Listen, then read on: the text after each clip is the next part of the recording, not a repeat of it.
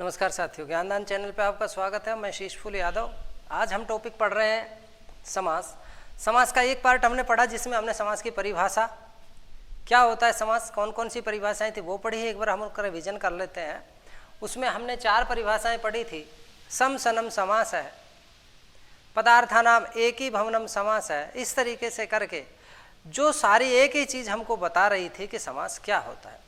और समास क्या होता है, जब 2 या 2 से ज़्यादा पद मिलकर के एक पद बन जाते हैं, उस ही प्रक्रिया का नाम समास है। प्रत्येक समास में 2 पद होते हैं, कम से कम 2 से ज़्यादा भी हो सकते हैं। उन्हीं के आधार पे समास के भेद होते हैं, जिनको आज हम पढ़ेंगे।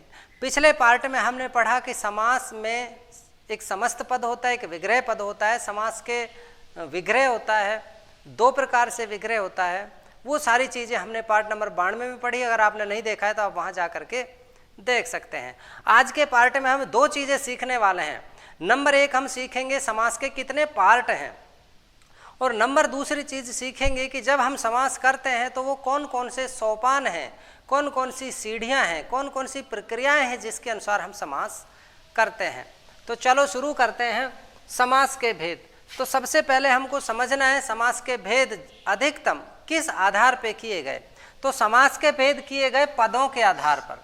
किसी भी समास में द्वंद्व समास को छोड़ करके, क्योंकि द्वंद्व समास में 2 से अधिक पद भी हो सकते हैं, बाकी मैक्सिमम सभी समासों में 2 पद होते हैं, और उन 2 पदों के अर्थों के आधार पर ही समास के भेद किए गए हैं।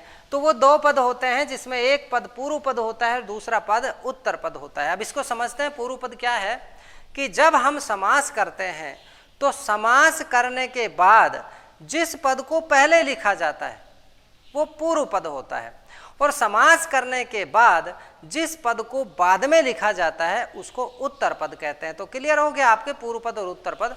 अब पूर्व पद और उत्तर पद के अर्थ के आधार पर या अर्थ की प्रधानता के आधार पर ही समास के भेद यहाँ किए गए हैं। तो देखते हैं, हमारे कोर्स में सिद्धांत कौमुदी और लघु सिद्धांत कौमुदी 2 ग्रंथ बड़े महत्वपूर्ण हैं। भट्टोजी दीक्षित का सिद्धांत कौमुदी और वरदराज आचार्य का लघु सिद्धांत कौमुदी। भट्टोजी दीक्षित के ही शिष्य थे वरदराज आचार्य, और ये भी महान वैयाकरण हुए हैं, अर्थात व्याकरणाचार्य हुए हैं। और भट्टोजी दीक्षित तो थे ही। अब कुछ कॉम्पिटिशन का एग्जाम में लघु सिद्धांत कौमुदी में से और कुछ परीक्षाओं में सिद्धांत कौमुदी के आधार पे क्वेश्चन पूछ लिया जाता है। और संस्कृत की ऐसी कोई परीक्षा नहीं जिसमें समास का टॉपिक ना हो, तो बहुत ही महत्वपूर्ण है। तो देखो, भट्टोजी दीक्षित ने सिद्धांत कौमुदी की रचना की। उनके अनुसार समास के 4 भेद हुए। कौन कौन से 4 हुए तो एक बार हम देखते हैं। ये जो केवल समास है इसको छोड़ दो, तो बाकी ये 4 भेद भट्टोजी दीक्षित के सिद्धांत कौमुदी के अनुसार हैं। नंबर 2, वरदराज आचार्य की जो लघु सिद्धांत कौमुदी है, क्योंकि अधिकतम जो एग्जाम्स हैं उनमें लघु सिद्धांत कौमुदी के आधार पर पूछा जाता है। और वरदराज की लघु सिद्धांत कौमुदी के अनुसार समास के 5 भेद किए गए हैं, जो बोर्ड पे मैंने पहले ही लिख दिए हैं ताकि ज़्यादा वीडियो लंबा ना हो पाए। तो अब देख लेते हैं हम एक बार कौन कौन से हैं। सबसे पहले केवल समास है। केवल समास प्रथम है। अब केवल समास का सूत्र देख लेते हैं, क्योंकि बड़े एग्जाम जितने भी होते हैं, फर्स्ट ग्रेड और सेकंड ग्रेड के जितने एग्जाम होते हैं, उनमें अधिकतम में वो सूत्र पूछता है। जबकि रीट के एग्जाम में, 10वीं 12वीं के एग्जाम में वो आपसे सूत्र नहीं पूछता है, वो आपसे या तो विग्रह करवाएगा या फिर वो समास करवाएगा। तो यहाँ हमें सूत्र देखना भी जरूरी है। केवल समास विशेष संज्ञा विनिर्मुक्तः समासः केवल समास है। ऐसा समास जो विशेष संज्ञा से मुक्त है, अर्थात जहाँ अन्य समास के नियम लागू नहीं होते, अन्य समास की परिभाषाएं लागू नहीं होती, वो केवल समास है। यानी सारे नियम जो बाकी समास में लग रहे हैं उसके भिन्न जो भी होगा वो केवल समास होगा। पूर्वम भूतः इति भूतपूर्वः। तो ऐसे जो आएंगे उदाहरण, इनको हम डिटेल से बाद में पढ़ेंगे, अभी सिर्फ हम इनका परिचय कर रहे हैं। तो पहला समास हो गया केवल समास। विशेष संज्ञा से मुक्त समास केवल समास कहलाता है। नंबर 2, अव्ययी भाव समास है। अब यहाँ तो कोई पद के अर्थ के आधार पे नहीं था, लेकिन अब यहाँ से जब हम चलेंगे, भट्टोजी दीक्षित के अनुसार भी और वरदराज आचार्य के अनुसार भी ये 4 भेद हैं। और हम जब व्याकरण पढ़ते हैं कक्षा 10 में, तो वहाँ हम 6 भेद भी पढ़ते हैं। वो सारी चीज़ें हम यहाँ आज देख लेंगे। तो सबसे पहले अव्ययीभाव समास। अव्ययीभाव समास पद के अर्थ के आधार पे होता है और इसका सूत्र होता है प्रायः पूर्व पदार्थ प्रधानो अव्ययीभावः, यानी कि पूर्व माने पूर्व पद।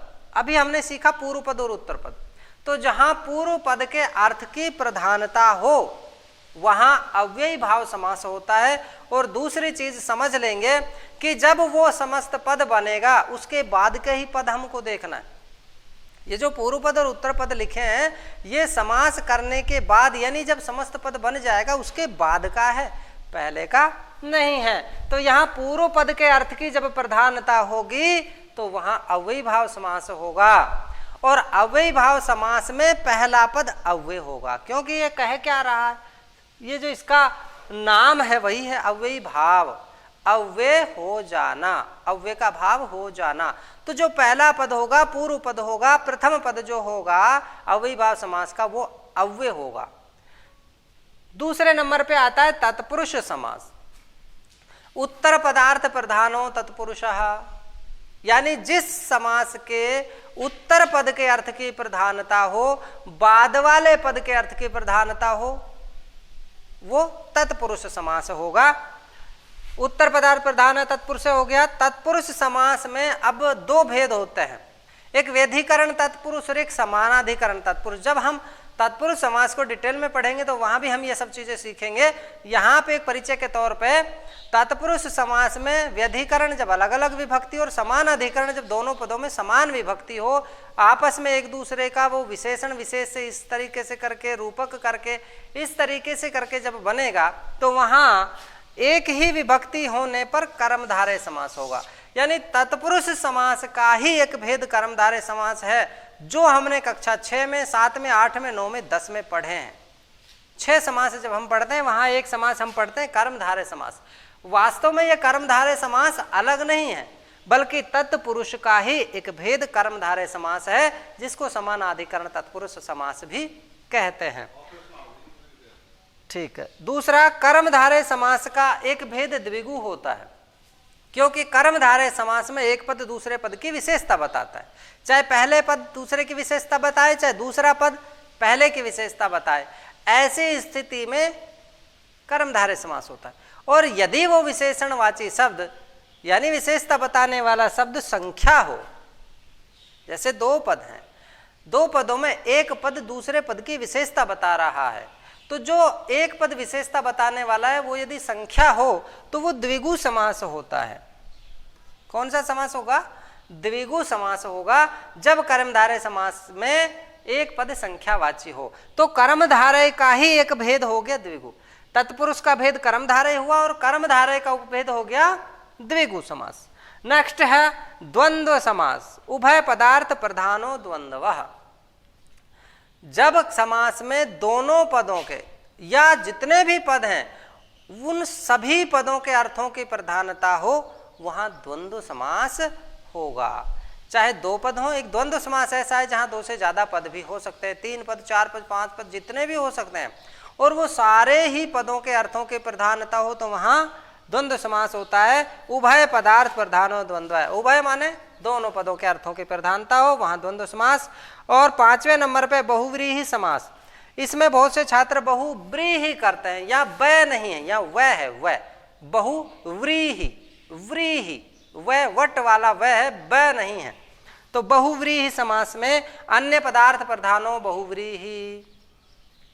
जिस समास में दोनों पद मिल करके किसी अन्य पद की विशेषता प्रकट करते हैं तो वहां दोनों पदों के अर्थों की प्रधानता नहीं है, बल्कि उस तीसरे पद के अर्थ की प्रधानता है। दोनों पद मिलकर के तीसरे ही अर्थ को प्रकट करते हैं, उस तीसरे ही अर्थ की प्रधानता है, तीसरे पद के ही अर्थ की प्रधानता है। इसलिए अन्य पदार्थ प्रधानो बहुव्रीहि समास, अर्थात जो अलग ही पद की विशेषता बताने वाले हैं, अलग ही पद के अर्थ की प्रधानता है, वहां बहुव्रीहि समास होगा।